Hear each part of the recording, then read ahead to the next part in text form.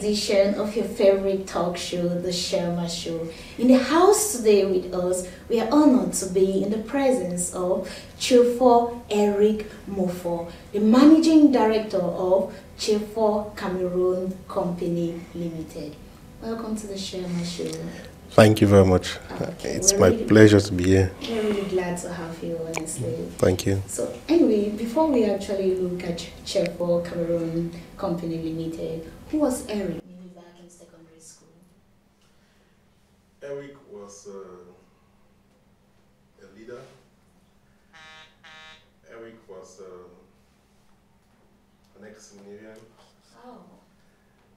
Eric was a focus and a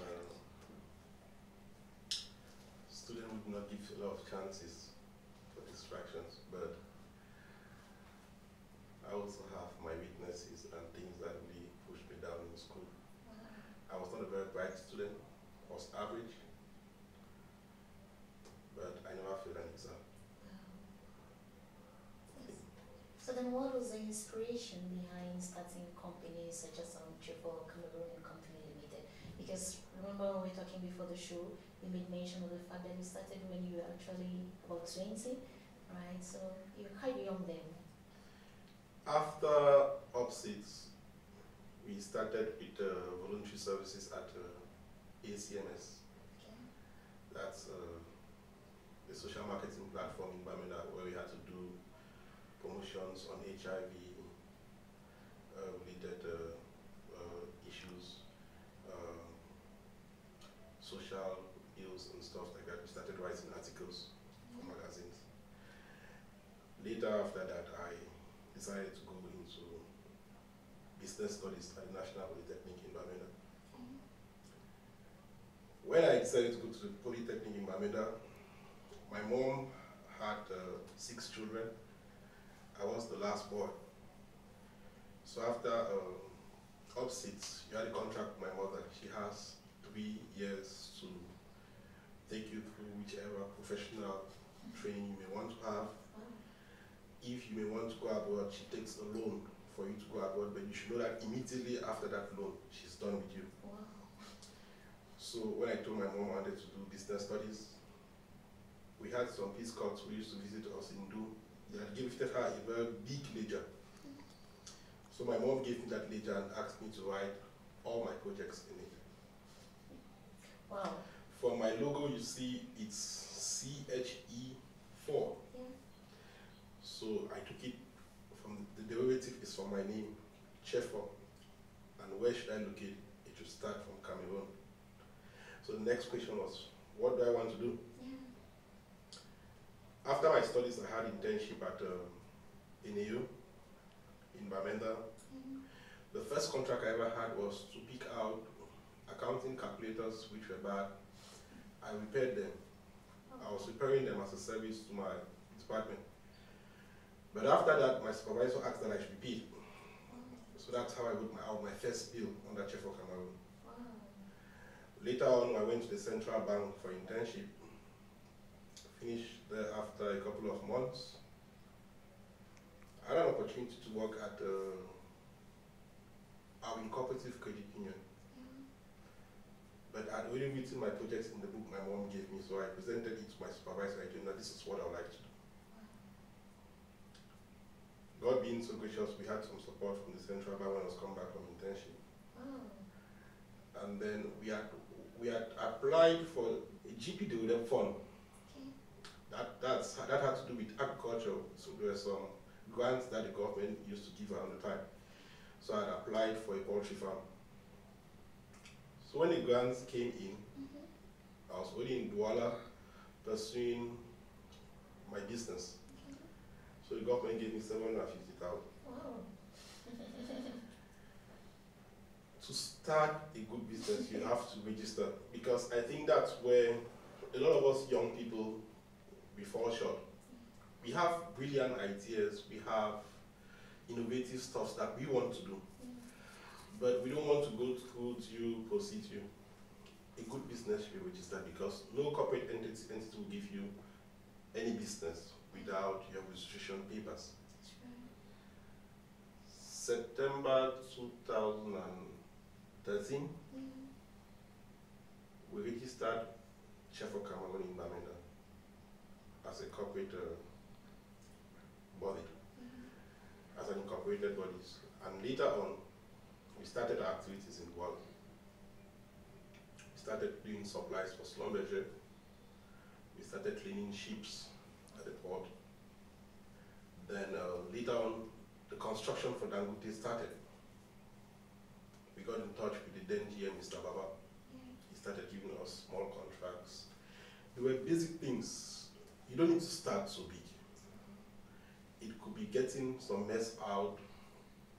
It could be desertization. It could be anti-rust treatment. It could be sandblasting. Those are things that are very, very recurrent for industrial activities because things get bad every day. At a particular point, we started identifying those things within the companies and informing the supervisors for them to give us those jobs to do. I think the highest one the command we have had was from a Watila project. We have not done business with any company, with most companies for more than 10 million, 15 million, 20 million. They were very small amounts, but they kept us employed, they kept us going, and it was sustainable. You know, when you were talking, right, it kind of seems easy. Like if you go to those companies and you ask for the smaller jobs, they're just going to give you. But is it really that easy to just go there? There is a challenge in everything. The first challenge is being able to access the port. I tell you, my sister, you have to sacrifice something. I think then a port access was 500 francs. Very often around your vicinity, you may count the number of young people around my age who would spare 500 francs to access the port to look for a job, stuff like that. Or who would spare 250,000 francs to register a company. The government has reduced it right down to 75,000 francs. With 75,000 francs, you can open a small company, an établissement, as the French prefer it. But how do you plan your day?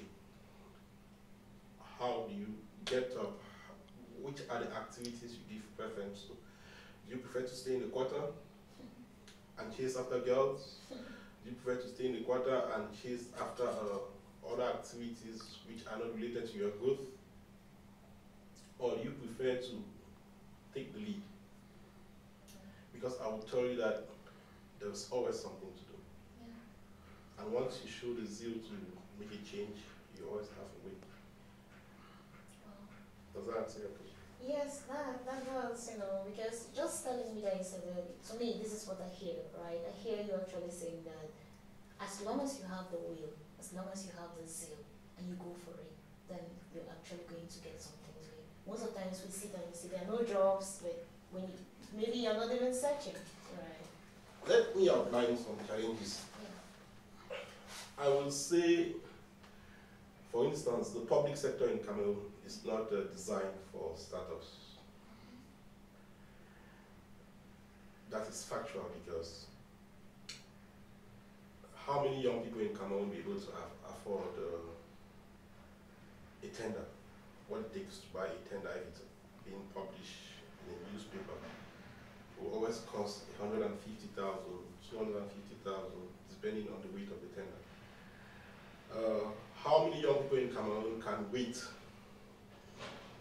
for payments to be done after a minimum of 6 months? How many young people in Cameroon have the capital to enhance such an activity? But there's always a starting point. We started with the private sector. We offered services that were being paid after 15 days, after 30 days. The magic is to always have something doing. Because the moment you run for 1 month, those bills that you have supplied or offered services for the past 1 month, they will start coming back in as revenue to your company. And you never stop. Because the moment you stop, you still have to start again. Other challenges may be at the level of bills that are being financed by microfinancial institutions and commercial banks. You can have a very big rupture within your activities line if you don't have your bills paid in time. For instance, a service you offer that should be paid within 30 days, and the company gets to pay that after 3 months. First, you may have taken a micro loan for 1 million to offer that service. Maybe the value of that service is 3 million or 3.7, for instance. After 3 months, the interest that must have accumulated on that 1 million. Workers are not patient. You have to pay every worker before you have to wait. So it's a lot of stress as an entrepreneur to handle all of those issues, and then you may not even have the capacity to have a communication department that has to go out there to hustle for new markets. And do you focus on paying your staff? Do you focus on raising money elsewhere to pay your bank? Or you focus on getting a new market? So those are the challenges, those are the practical challenges that come within the running of your affairs, that you always have to try to strike a balance. Okay, regular expenses like the office. There are some key staffs which you must have: a secretary, someone to follow your bills, you may have an accountant, stuff like that. At times, it's so difficult for a startup or a small Cameroonian entrepreneur to manage those bills, especially when you have unpaid bills, or you don't have sustainable clients. That's right. So now, if you're given the opportunity, right, and you had to improve maybe the bidding process in Cameroon, what are some of the things that you consider or you put in place to ensure that maybe the bidding process is fairer or more accommodating to maybe startups? We are talking with respect to 2 sectors. One, the private sector, and the public sector. With respect to the private sector, where I'm very much versed, there's a lot of corruption. Corruption is a key issue. And a lot of contracts are being awarded on interpersonal basis. I know this person can do this. Okay, come and do this for me, for us to share the value. And then secondly, you have to bid for that contract on a fair chance. But you still have to share the minimum balance with an internal staff, with maybe a brother who linked you to that company. It doesn't spare a lot of good with time, because first, most companies don't pay, they don't even give an advance. Most companies, they want to pay after 30 or 45 days. It's very challenging to develop a relationship with one bank, in the microfinancial institution or a commercial bank in Cameroon, and you sustain that relationship based on values of personal integrity, because most of the delays are not being caused by the entrepreneurs themselves. I will share with you from a personal experience. We have a bill that has been tied down from November till date. It's almost 8 months. Yes, because one of the staffs involved wanted 500,000 francs out of 3.7 million. Wow. So how do you handle that? You've bought standardized paints for the job for over 2.something million. You have paid staffs for over 600,000. Those who did the job. And someone sits on it for a 500,000 francs remuneration that she doesn't deserve. You feel as giving up on it. You feel as like leaving the scene feel like giving up on that activity. You understand? And it's the Cameroonian reality. It's not something very far away from us. Most of the people who tailor their way through, they work with the system. But no country can be constructed on injustice and corruption. You know, when you're talking, and that gets me to the conception that we have about construction companies with suboptimal material, you know. So do you think this is kind of like maybe some of the things that lead to that? Because if you have a contract for let's say 5 million and somebody is asking for maybe like 500,000, then what are you going to use to buy like good quality material? You're answering the questions yourself. Because it's not only with one company. You go around, you see it every day. The way our roads are being constructed, the way a classroom is being constructed. The government pays about 17 million francs CFA per classroom in Cameroon. Sand is cheap. Cement is available. Our soils are not so bad because a lot of feasibility studies have been done before they look at those schools where they are. But every, if not all contractors in Cameroon, they will always provide the minimum acceptable standards. What can be accepted for them to be paid? Is that the future we want for posterity? And can those structures withstand 50 years and stuff like that? So we have a lot of problems as entrepreneurs which tie down to what our system. And it's becoming a very big social ill when systems like that transcend right down to the private sector. You know, you and I have been highlighting the problems, right? Now there's this saying that, okay, so everything might seem bad. Maybe if you just start, maybe what are you doing personally to maybe kind of like your own little corner to kind of like change this in your own little way, if I may ask? First, in Cameroon, I'll tell you, a lot of contractors, they want too much.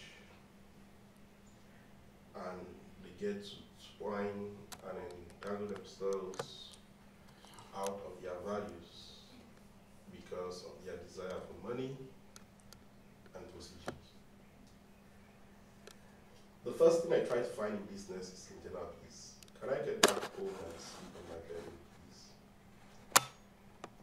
And for me to sleep in peace, I need to reconsider my values. I need to evaluate in everything I do. Do I still tie to the same values of honesty, trust, truth, and genuine good, which is consistent and slow? Those are the values that should tie our interactions within public and private enterprise. And if we are able to go back to our values, reflect, we will be able to know which standards to accept. Once we can have a canon is a bar which we can't go below, that's when we can talk about growth.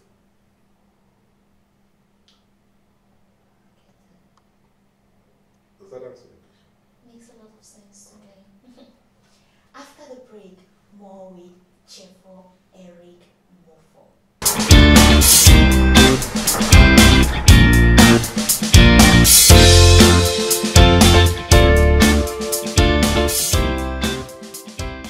If you're just joining us today on the Sherma Show, we've been in the presence of Chefor Eric Mofo, the Managing Director of Chefor Cameroon Limited.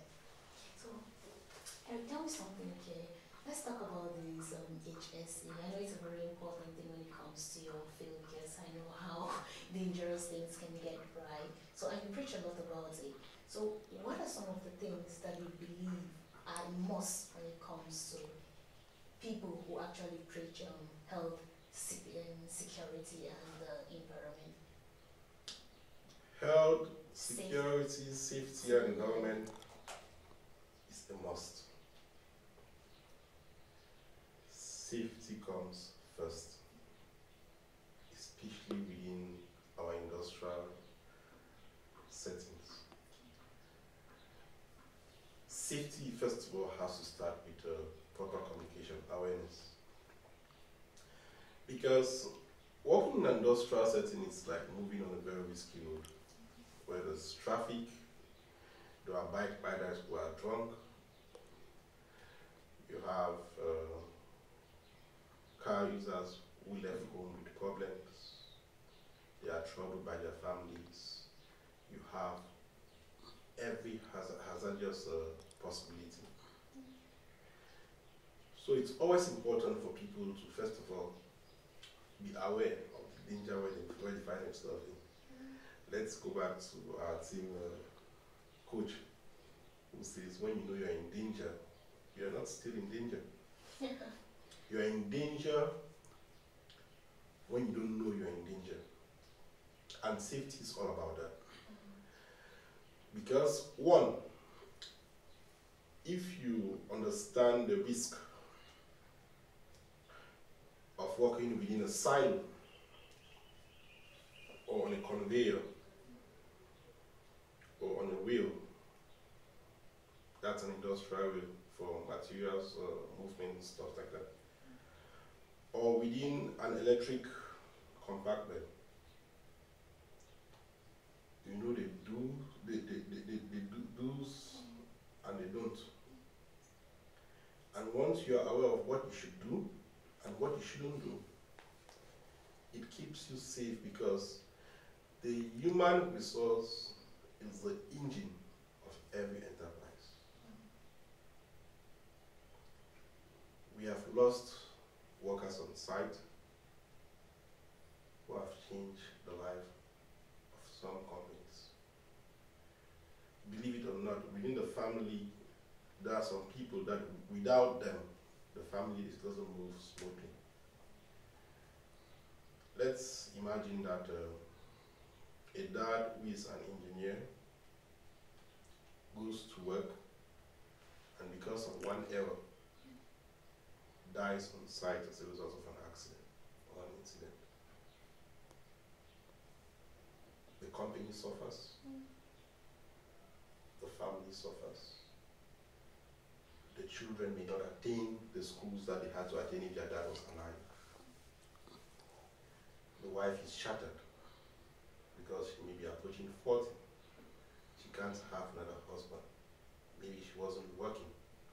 She has to take care of the kids and stuff like that. So it's very important. Safety should come first within every, not only within the industrial life, but in everything that we do. Using the road, working within an industrial sector, going out at night, safety should come first. I like when you say that.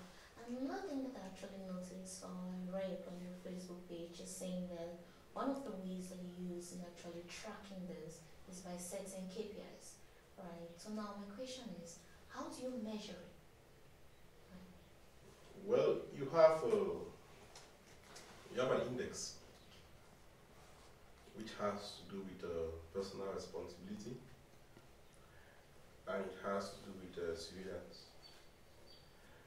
And then second, you have to also take records of the number of incidents, the number of accidents, the near miss, and all the risks that are being involved, and then you analyze them. On a daily basis, there's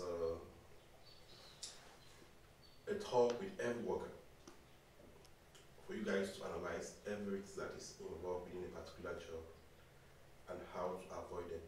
In case there's an incident, what you do, where should people gather and stuff like that. So it's not a one-day thing. Safety is not an event. It's not something we celebrate on Christmas Day and then we forget about it for the rest of the year. Safety is a part and parcel of your mentality doing work. That in everything you do, you should always have in your subconscious and your most conscious part of you that safety is first. You know, when we're talking about safety, one thing also that comes to mind is this emergency exit. So in most buildings, I don't know how aware we are of even the importance of this. So what do you also say about this in maybe an environment like in Douala or in Cameroon in general? I would not want to dwell so much on by field, the industrial field. Generally. Let's talk about this generally. Cameroonians have the attitude of using their snack bars, their restaurants, and their recreational centers every day. It's an after-work event. Maybe after this talk show, we may have to sit somewhere to have a drink. Take a small Sobi in Douala. How many snack bars do have exit outlets? How many snack bars make provisions for fire extinguishers in case of fire? How many snack bars make provisions for proper parking? How many snack bars make provisions for proper toilets? Because safety too has to be personal health. We saw Dubai a couple of months, snack bar in Monaberry, gone down to ashes. It happened for Las Vegas, it happened for other businesses in Douala. In Yaoundé too, there was an incident where people died as a result of an explosion in the nightclub. What are the emergency measures society is taking to counteract these events? It's a point of personal responsibility. Because the beauty about this country is that all of these things they are inscribed in the law. There are provisions for all of these things in the law. But as a point of personal and social responsibility, before it becoming a collective responsibility for everybody, do you take into consideration those things before you run a business? So it's a point of conscience. Coming back to industrial setting where it's taken more seriously, there are basic materials you need before you get into any industrial job. They are called PPE. Personal protective equipment. Behind my car, you have my safety shoes, you have my visibility jacket, you have my safety wear, which is fireproof, you have my helmet. And if I have to walk at height, I need a harness. Those things they are not something that you use to show off. Or it's a basic necessity, like your pair of shoes, like a shirt, a pair of trousers. Because without those things, you stand at risk. Same as these provisions for society we are talking about. So do you think there's enough awareness on this? Because sometimes it's ignorance. I know ignorance, there's no excuse for ignorance. But do you think there's something that we can do to maybe sensitize people around things like this? Would you say there's no excuse for ignorance? Yeah, I know. I think the private sector is doing well. I've worked with Dangote for over 7 years now, before the company even started producing. That's before 2015. You don't get into Dangote without a visibility jacket. necessary PPE requirements, and they are strict on that. Without those basic requirements, you don't work. You may encounter more trouble with an HSE personnel than even the GM. And when it has to do with that, he is law. Because it's very important.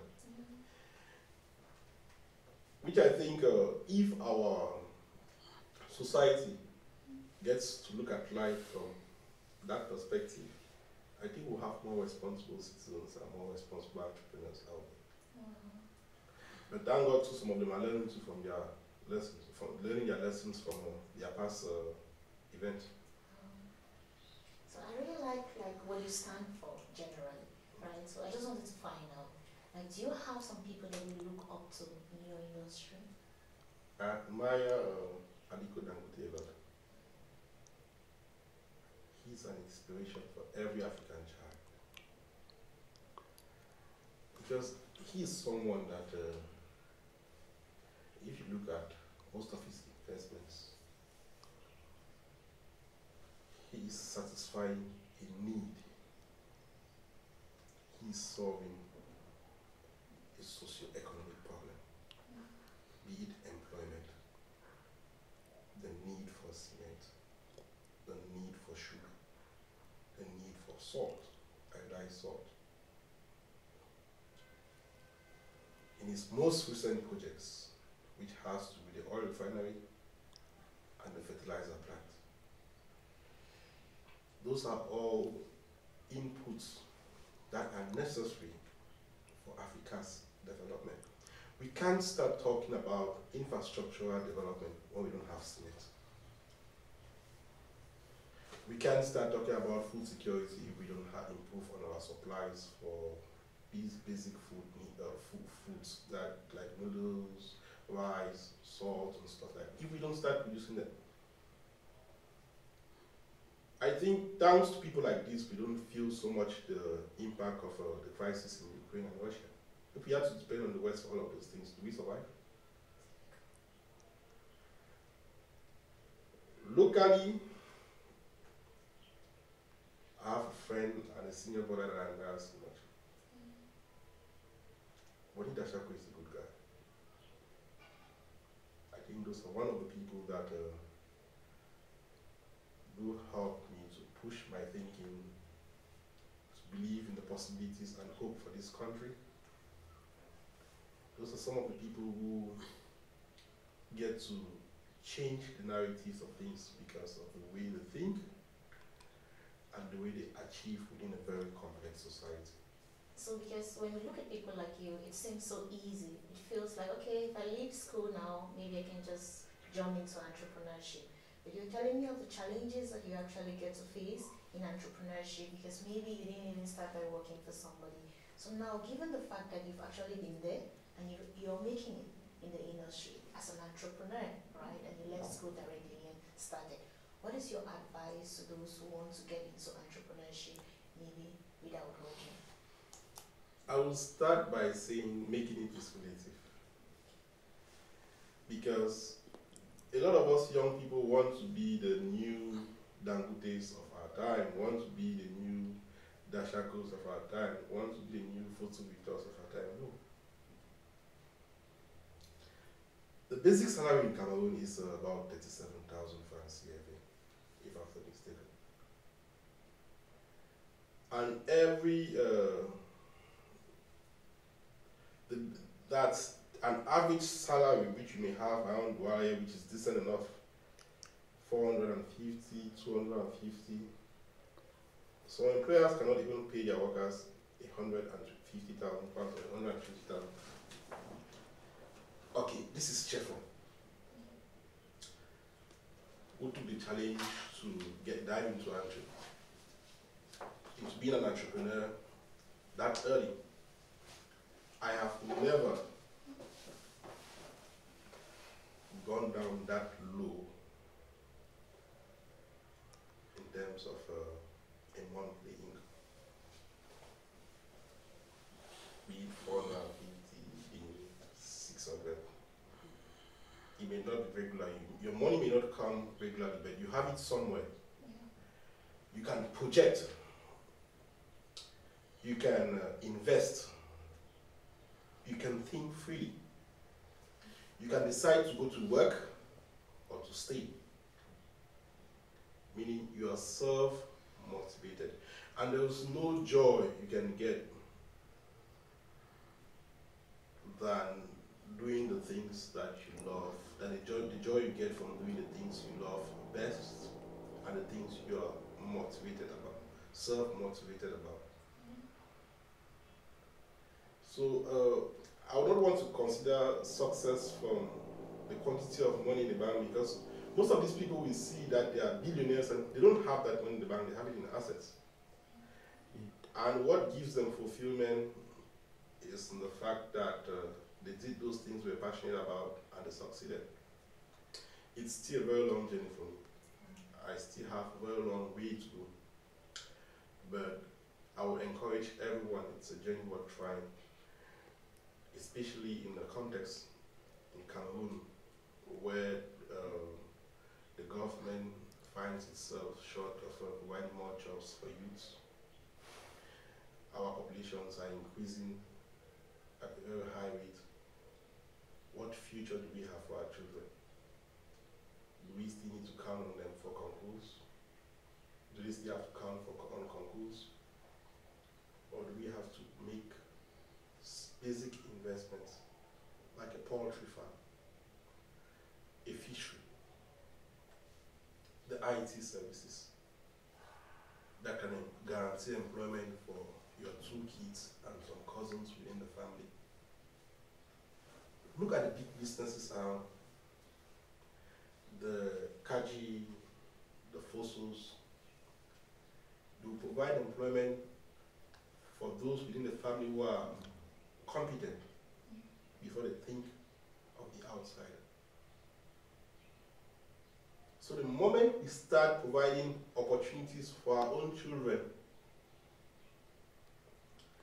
these big businesses we have today, the Guinness, those are names for family, or those are names of families years ago. Ford.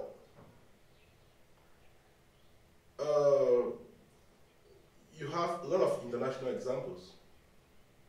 Coming back locally, we know what the Kaji family has done for this country. We know what the Fossils have done for this country. We know what Dashaku is doing for this country, in as much as media is concerned. We know what Dangote is doing for Africa, in as much as the production of primary basic necessities is concerned. What are you doing for this country? That's a question I think we should ask ourselves on a personal level, within our family settings, before we start thinking about our tribes. Because problems of tribalism, nepotism, they have existed far away in the past. And they still exist today because people start thinking of their own before thinking of the other person. It's a natural human tendency. It's something you have to challenge as a leader, because as a leader you are called upon now to think of everybody. But leaders are people who have first of all done things for themselves, for their family, because if we don't see the things they have done for their family, we can't entrust public funds and public facilities to them. Thank you. After the break, more with Chefo Eric Mofo.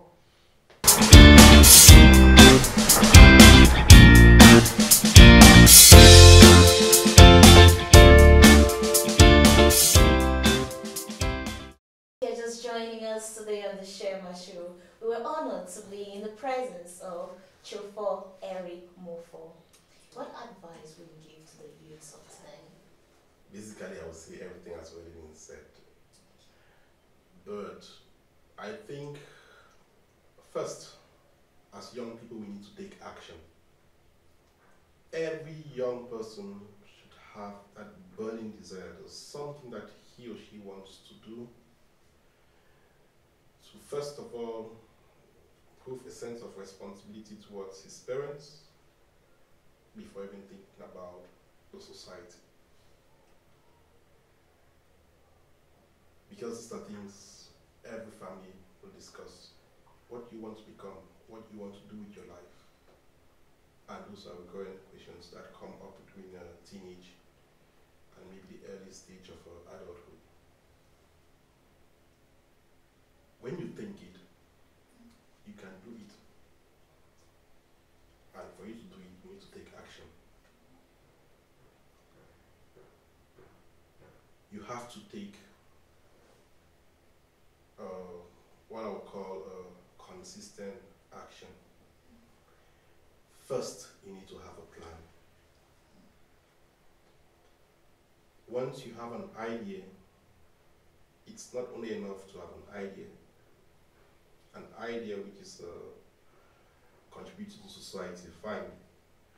But how do you get that idea to become a business?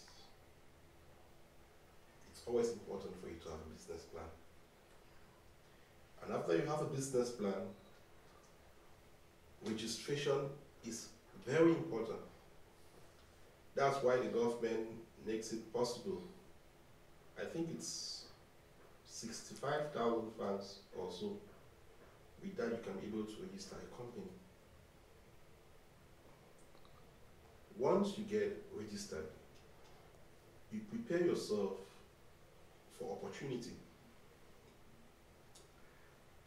I think a good number, I don't have the percentages, of the most skilled Cameroonians we have out there are not the people necessarily making the money. For instance, you have a media house, skilled photographers, skilled video editors, but the coordinator is the one making the money because she or he gets to pay these resources.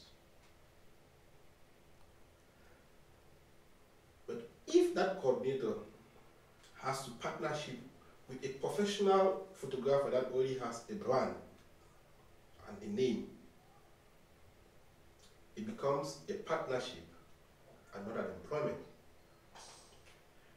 And then it gives the coordinator the possibility to obtain professional services from the photographer and gives the photographer the possibility to earn from other services rendered to other clients elsewhere, which means we build a very big tree founded on one thing: entrepreneurship. More Cameroonians need to get involved in their fields of life. They need to get registered companies. You prepare yourself. Once an opportunity meets preparation, you have success. But you may have a photographer whose services are being needed. He doesn't have his registration papers, because when you don't have your registration papers, you don't have platforms. Because when you get into any social media or any professional platform, they will ask for your logo, your registration papers, your account number, your contact number, your professional contact number, your license, your certifications. Because with certifications, you can upgrade and distinguish yourself. How many young people out there fight to get new certifications, new licenses, new portfolios, new platforms and stuff like that? Okay. But they are skilled. Yeah. If you watch the documentary on Ken Stephen on YouTube, he started from his computer on YouTube, but he had to professionalize his services. Having the basic skill is not enough. How do you professionalize that service to become fine, like fine wine, for you to smell good? It starts with registration. It starts with all of these steps I'm talking about. Consistency. I have a young brother, Faye Derrick, who finished with management in UB. He was a passionate photographer. Faye Derrick brought up a business plan, worked on the business plan, sold it out. That's training expressions.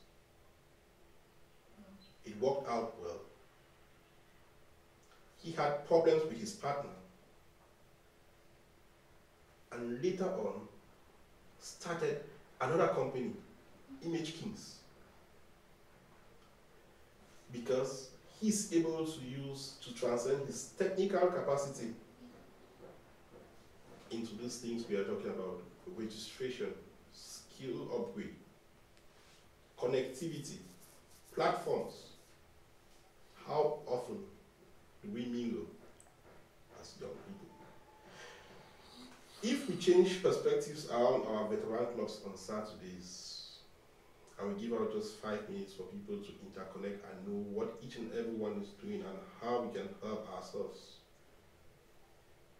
you will spring up young entrepreneurs in this country every week.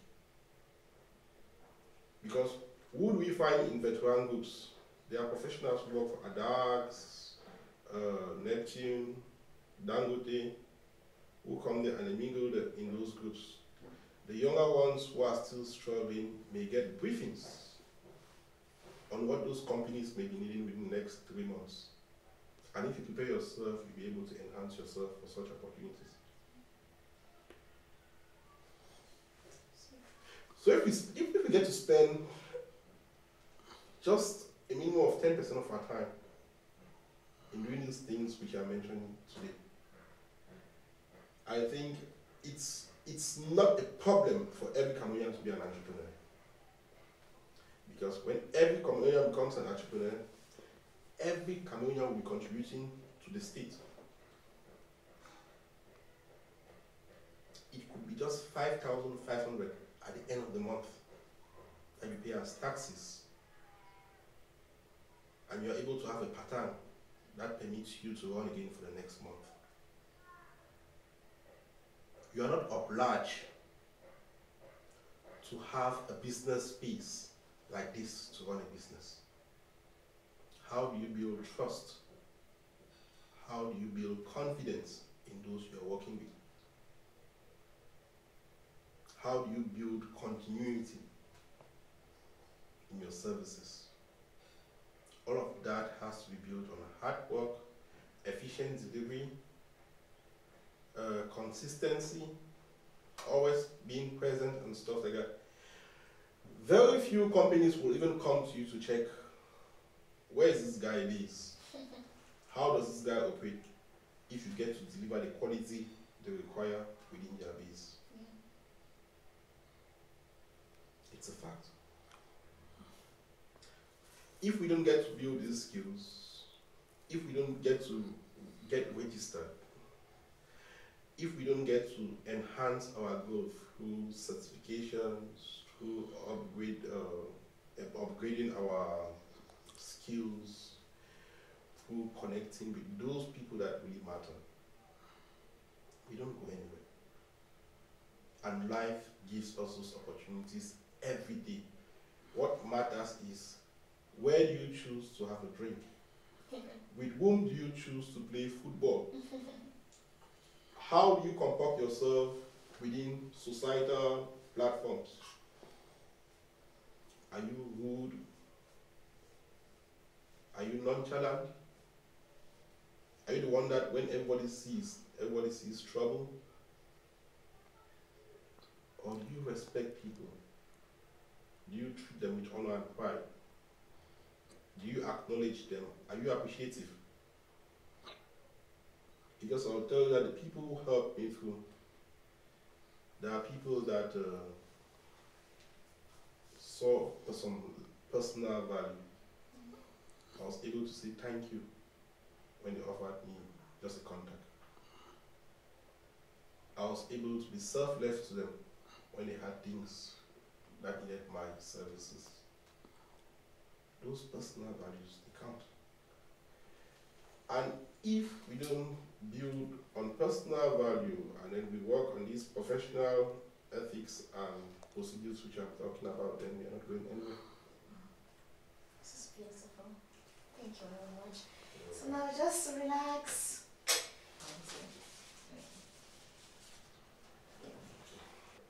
If you notice your best friend's wife is cheating on you, what will be your reaction? It's not my business. Your in-laws prepare your worst meal on your first visit. What will you do? I will ignore and tolerate. Oh wow. Okay. So how can people get to you, just in case? Chef Eric is the CEO of Chef Cameroon that offers industrial maintenance services and construction services within the industrial zones of Wala and Semak. And most of our works on all social platforms. And you can get to us directly through our contact numbers 672 72 76 54 or 698 99 08 12. Also, we are building a distribution service, especially for primary construction products, be it cement, tiles, iron rods, because those are materials that we interact with very much. And this is on another platform, SibaBTB, which is found in Yassa. SibaBTB runs a quarry in Idia, Carré de Mongo, and provide primary construction materials for road construction and basic WP activities. Amazing. Thank you. Okay. So today on the Sherma Show, we were honored to be in the presence of Chefo Eric Mufo, the Managing Director of Chefo Cameroon Company Limited. Remember, we are here because you're there. Hence, do not forget to subscribe, like, and share our videos. Thank you.